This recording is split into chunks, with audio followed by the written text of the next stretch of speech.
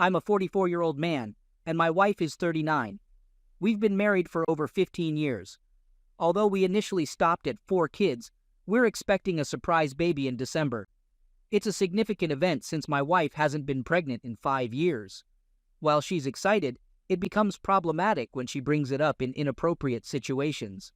For instance, there was a tragic hit-and-run incident in our town, and during the vigil, my wife said something like, "I'm so thankful that our baby is okay. I couldn't live with myself if this vigil was for one of our children, or the baby." I know a few people were hurt because they gave us dirty looks and scoffed. I love my wife, but there are things you just shouldn't say, especially when a couple is mourning their dead child. But this post isn't about that situation. It's about something else entirely. My brother married a woman who immigrated from Iran a little over 8 years ago. She's a lovely woman, and we're happy to have her as part of the family. If you're familiar with the protests in Iran, you can understand where this is going. My sister-in-law has been anxious and having breakdowns because she can't reach some of her family members. Some of her relatives have been protesting, and after hearing about Serena Esmelzade's passing, she deteriorated even more. She's been crying, not eating, and avoiding showers. She cut off all her hair to show support, but what she really needs is to know that her family is okay. My wife and I visited them, brought some meals, and planned a spa day for the ladies. While eating, my sister-in-law began to cry silently. My wife, instead of offering comforting words, said to her, "I know how you're feeling. This pregnancy has been hard. It's hard to eat, and I cry that something might go wrong because of my age, but both of us will make it through this. Now let's go to the salon and do something about that hair." My wife had a genuine smile on her face, and my sister-in-law cried even harder. I apologized, escorted my upset wife out of their house, and got into the car, fuming. When my wife noticed I was upset and asked why, I said, "Stop making everything about you in this pregnancy. Sister-in-law is having night terrors because of what's happening in her country, worried sick that her family members may possibly die for protesting, yet you go and compare her issue to your pregnancy." My wife tried to explain her reasoning, saying she was just trying to make her feel better. How was commenting on her hair and comparing her pregnancy to the situation in Iran going to help? My wife insisted she did nothing wrong, but there's a time and a place for everything. My wife went to her parents, and I've been getting calls from my in-laws accusing me of not caring about my wife's pregnancy. Am I at fault here? Yikes. This seems delusional. This pregnancy seems to have affected her worse than baby brain. I'm not sure what's going on. It's just plain rude and very selfish. She can't seem to look outside her own bubble. Pregnancy isn't easy for everyone, but completely disregarding other people's feelings is on another level. I wonder if she talks about it constantly because she's super insecure and maybe guilty about it. Update. Married for almost 20 years, we have 4 kids, and there's another one on the way. Recently discovered that my 39-year-old wife, due in December, has been cheating on me. Shockingly, my 14-year-old found out about the affairs. It's only been a couple of days, and I'm still trying to process everything. After reviewing the evidence, it seems the affair has been going on for over 4 years. I haven't confronted my wife about the affair yet, but I'm thinking about doing it soon, maybe after the baby is born. Even though the baby might not be mine, I still care deeply for my wife and don't want to cause damage. I realize I should probably start looking for legal advice, separate our finances, and gather more evidence. However, part of me wants to try to fix things, or at least avoid feeling both hatred and love for her. Initially, I thought about lying to my daughter to protect her mother, but she's too smart for that. I'm unsure how to navigate through this situation without letting hatred consume me, especially for the sake of our kids. The impending divorce will turn our lives upside down, and I'm worried about how it will affect our children. Considering a DNA test for the girls, aged 14, 10, and 5, twins, but it might hurt them. The possibility that the twins may not be my children adds another layer of pain. Just writing about this is giving me a headache. I've been calling out of work, but I need to get my head on straight. Update. The twins and the newborn aren't mine. I talked to my wife about it. She's sorry, but doesn't regret it. She loves the other guy. Her parents knew about the affair long before I did, and helped by letting them meet at their home to avoid embarrassment. They didn't want to risk humiliation, and also didn't want to separate the twins from their real dad. Her whole family is heavily involved in the church. My 14-year-old and 10-year-old are staying with my brother and sister-in-law because I can't take care of them right now. They hate their mom, won't talk to her, and are both in therapy. I tried taking the twins to be with their sisters, but my wife resisted. I'm sure the affair partner is with her now. I saw his car heading to my in-laws' house. He's also married, and I've been in touch with his wife, who's filing for divorce. I haven't asked if they're trying to work things out, and frankly, I don't care. Screw him, my wife, and my stupid in-laws. I used to think my in-laws were uptight. I'm glad they're all being ostracized, kicked out of the church, and erased from its social media. I'm glad they're being humiliated, facing what they feared the most. My mother-in-law called me crying, asking me to clear things up. What's there to clarify? Father-in-law wanted me to work things out, but I asked if he'd do the same in this situation. He stayed silent before hanging up. My wife has been trying to reach out, but I refuse to answer. Seeing her frantic to contact me brings me a bit of satisfaction. I don't know what she wants, and I don't want to talk to her anytime soon, even though I know I'll have to. Before getting the results, I was ready to take her to court for custody of the twins. I feel pathetic. Going to work is a struggle, and my coworkers pity me. I don't even grocery shop anymore. I can feel everyone looking and whispering. I've lost about 15 pounds since this whole thing came to light. I can barely get any sleep. Therapy is not helping. This has been the worst year of my life. I regret not keeping quiet in the car a few months ago. If I had, I'd be enjoying time with the newborn and decorating the house. The house is silent. It should be loud with my daughters laughing and arguing. I should be changing diapers, hearing my wife try to outperform Mariah Carey. The house should smell sweet and be warm, filled with happiness and life. Now it's just cold, empty, and quiet. Everything I did feels like it was for nothing. I wanted a happy adulthood after a sad childhood, but I can't seem to win. I always lose. I don't feel like a man. I don't even feel human. Second story. I'm a 29-year-old woman who was married to my ex, a guy in his 30s, for 8 years. He cheated on me when I was pregnant with our second child in 2017. I forgave him, went to therapy, and thought he'd change. However, I caught him having another affair in 2021, so I decided to leave him. I used to rely on him for everything: finances, clothing, routine, everything. Leaving him was scary initially as he managed everything for so long. I got married at 20, quite young and naive, never having been on my own. So, I faced many challenges at the beginning. Fortunately, when I left, I already had a career, though it didn't pay much. He contributed 75% of our family income, so I feared affording an attorney, but I did it. I saved money and hired a reasonably priced local attorney who guided me through the divorce, and I obtained primary custody. The divorce was finalized in May 2022.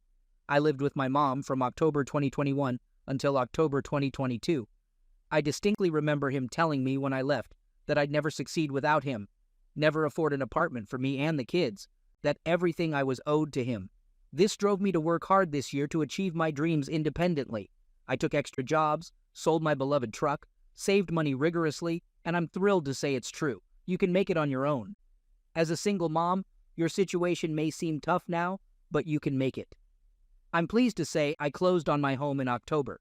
A beautiful 1,400 square foot house on a 0.3 acre lot in an amazing neighborhood. The mortgage takes almost half of my monthly income, but I don't mind. I'm happy on my own. I did it on my own. I attend therapy every Saturday, have a good routine with my sons. We get to come home every day, eat, wear, and do whatever we want.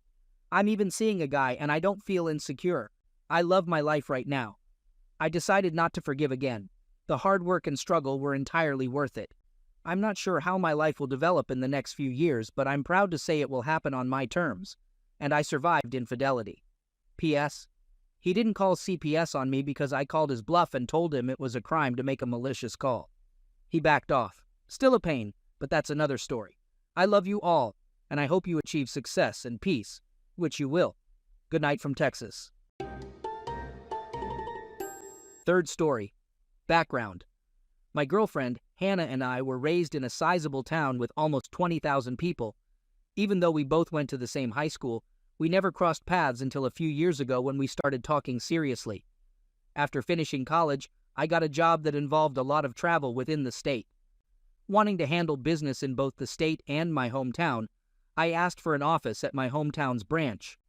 They agreed since there were no business representatives there. After a few months, I settled into a routine of 1 to 2 weeks at the city office, 1 week in my hometown, and 1 to 2 weeks traveling around the country. After a year, I made the decision to buy a house in my hometown. I met Hannah at a Friday party right after returning from one of my trips. While checking paperwork in my office, Craig, the managing director, and a colleague walked in. Craig and I had grown up together, forming a close friendship, despite attending different high schools since college. He asked how things were and invited me to a house party that he and his buddies were throwing that evening. Despite the short notice, I said yes, thinking a few drinks with friends would be beneficial.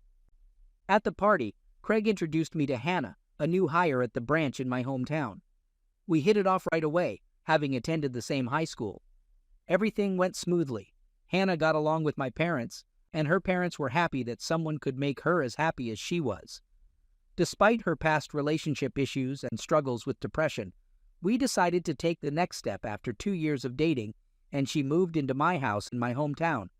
Everything was going well for nearly a year. Then, things started to change. FaceTime sessions were cut short, or she claimed to be too busy to answer the phone. Suddenly, neighbors started telling me about a car, described as similar to my friend Craig's, a black Chevy Camaro. It was always seen parked in the back alley near my house whenever I was away, or clothes not mine were found in my wardrobe. All signs pointed to her cheating, but she insisted that nothing was happening, and I was overthinking things. She explained that Craig would occasionally come over to discuss business, etc., but never stayed the night. I brushed it aside, considering myself paranoid, and carried on as if nothing was wrong. Yet, there was always this nagging feeling that something wasn't quite right. I discovered she had been lying to me. Nearly 6 months later, after completing a rather large contract with a new company, I decided to book an earlier flight home and surprise everyone. Fast forward a few hours, as I drove into my hometown and down the alley behind my house to surprise Hannah without being seen, a part of me was curious about whether this mystery car was there. Sure enough, a car was blocking the back entrance gate. Confused for a moment, I realized it was Craig's car, a black Chevy Camaro. If it hadn't been for the high hedge, the line I had put in a few years back for privacy, I might have driven past my own place. Pulling up behind his car, I got out and found it strange that he was there so late, contrary to what she claimed, that he always left by now. Approaching the back of the house, I saw something that made my heart drop into my stomach. There in the kitchen, Hannah and Craig were passionately involved. I stood there, completely still, as if time had frozen. My best friend and my girlfriend were having closeness on my dining table in my own house. I felt lost, not knowing what to do, with a rush of thoughts flooding my mind. Was I dreaming, or was this reality? Why were they engaging in such a private act in my home? Feeling disheartened, I turned away without them noticing. I drove for what seemed like an eternity, shedding tears, but my sadness quickly transformed into anger.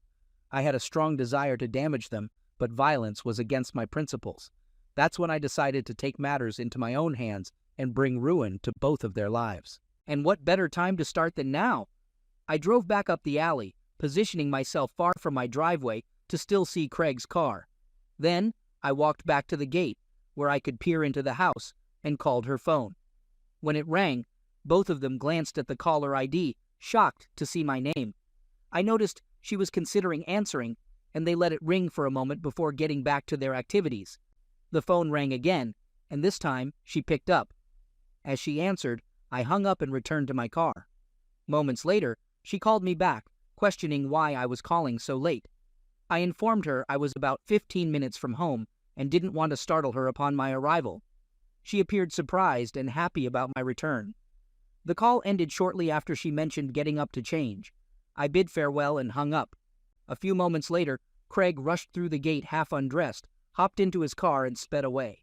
I chuckled a bit, knowing the fear they must have felt being so close to getting caught. I waited a while before turning my car into the same spot Craig had occupied moments earlier. The night remained relatively uneventful, and it wasn't until after she fell asleep that I got up and went to my office down the hall. Sleep evaded me. I needed a plan, and plan revenge I did. My mother always taught me to be a pacifist and let karma take its course. However, on this occasion, I felt karma needed a nudge. I decided to punish them separately but thoroughly.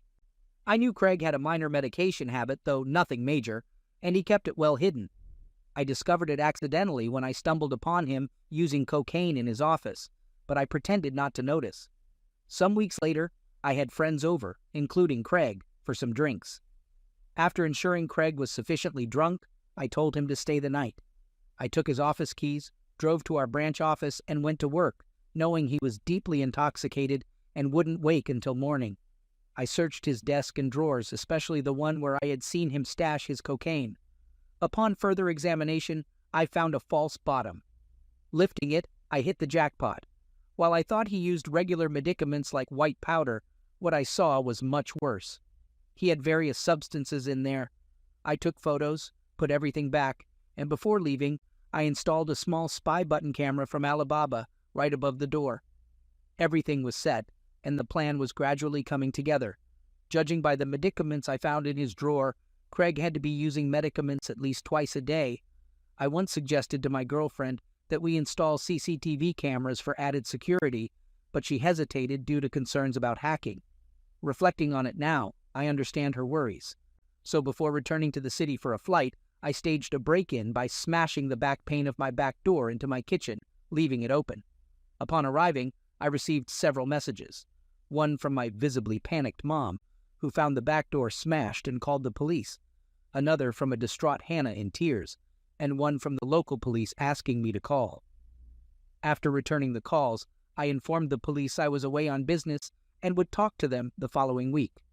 While away, I had Hannah stay with my parents until my return. I asked my dad to arrange for a local security company to install cameras and an alarm system, getting approval from the police to avoid disrupting the crime scene. After getting home, I went through the routine of expressing disbelief and questioning why this happened. I had the security company representatives guide Hannah and me on how the cameras and alarm system worked. Finally, the question I had been anticipating came up. What if we engage in business, and I prefer not to have a record of it? When she asked, she pretended to be shy, but I understood the true reason behind her question. He reassured us that it was a common inquiry and demonstrated on the home computer how to prevent recording for specific cameras, ensuring her privacy. While seeing him off, I inquired whether turning off the cameras could trigger a security notification, to which he returned, guided me through setting up email notifications, and then left. Subsequently, after Hannah's grocery shopping, I strategically placed spy button cameras all around the house, creating an ideal setup. Now, all I needed to do was wait. At this point, I sought guidance from legal advice groups on Reddit regarding the couple's law in my country. I wanted assurance that my upcoming plan could be executed legally without facing financial obligations to Hannah. I didn't want any surprises where she could claim money. A shout out to the helpful individuals on Reddit who connected me with a fantastic lawyer. He assured me that, despite dating for nearly 4.5 years, we hadn't lived together long enough to be classified as a de facto couple. The fact that I covered all utilities on the property she lived in without paying rent demonstrated she had no legal standing to make a financial claim. Just to be sure, he drafted a solid legal document. More positive news followed when my boss offered me a promotion to lead the team in the city, reducing my travel. Due to the success of my hometown's office, they considered having 5 to 7 representatives spend 1 to 2 weeks in larger surrounding towns, including my hometown. As part of my team, I accepted and initiated the transfer process, which would take about 6 weeks. It was perfect, more than enough time to gather all my evidence. Upon returning to my hometown the following week, I began executing the rest of my plan. I requested a favor from Craig to approve 1 week's vacation for Hannah for 2 weeks. I wanted to send her and a friend or two on a short break. He agreed, congratulated me on being ready to retake the leap, and reserved the week for me. I asked him not to disclose anything as I wanted to make it a big surprise, fully aware that news would spread around the office. That was my plan. That night, I informed Hannah that I had booked her and 2 friends for an all-expenses-paid tropical spa resort trip for a week. I instructed her to pick 2 friends and return to the biggest surprise of her life. I then shared that the following week, I would be in the city preparing for a crucial client, and I wouldn't be home until the Monday she was leaving, disappointing her a bit, but I assured her it would be worth it when she returned. What I omitted was my decision to take a 2-week vacation on the other side of the country, mentally preparing myself for the challenges that would arise the moment she stepped foot on the plane, while also relishing my first taste of freedom on Sunday. 2 weeks later, I returned by flight and began driving home. Upon arrival, I quickly passed by my house, confirming Craig's car was there. Similar to the initial night I caught them, I parked a bit away and checked the live CCTV cameras, but they were nowhere to be found. Switching to the spy cameras, including the one hidden in the bedside lamp, I discovered them engaged in relationship activity in my bedroom. Since we hadn't installed any CCTV in our bedroom, she probably felt it was a secure place on our bed. Not surprisingly, I had consistently recorded them doing this over the 2 weeks I was away. I then placed my first call to the police, hiding my caller ID. I informed them that, as a concerned neighbor, I observed someone lingering in their car in the alley behind my house, occasionally passing items to passing cars, and appeared to be dealing medicaments. Worried about the situation, I provided Craig's car license plate and description, identifying him as the suspected dealer. They assured me they'd have someone there shortly, so I thanked them and hung up.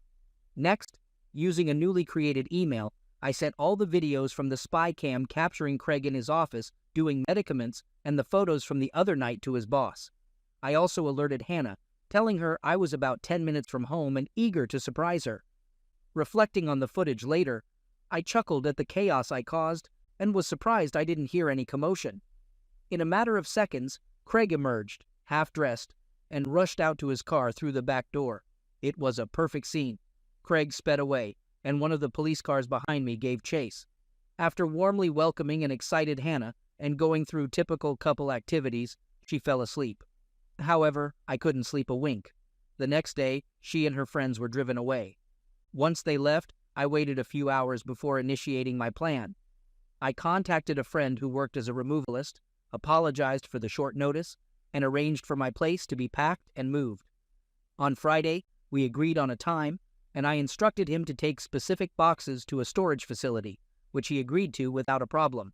Then, I began packing Hannah's belongings. Later that day, I received a call from the police asking me to identify if I knew Craig and whether I suspected him of any suspicious activities or medicament involvement.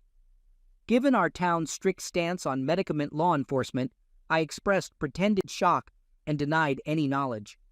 It turned out they had apprehended Craig the previous night with a significant amount of hard and illegal medicaments in his vehicle.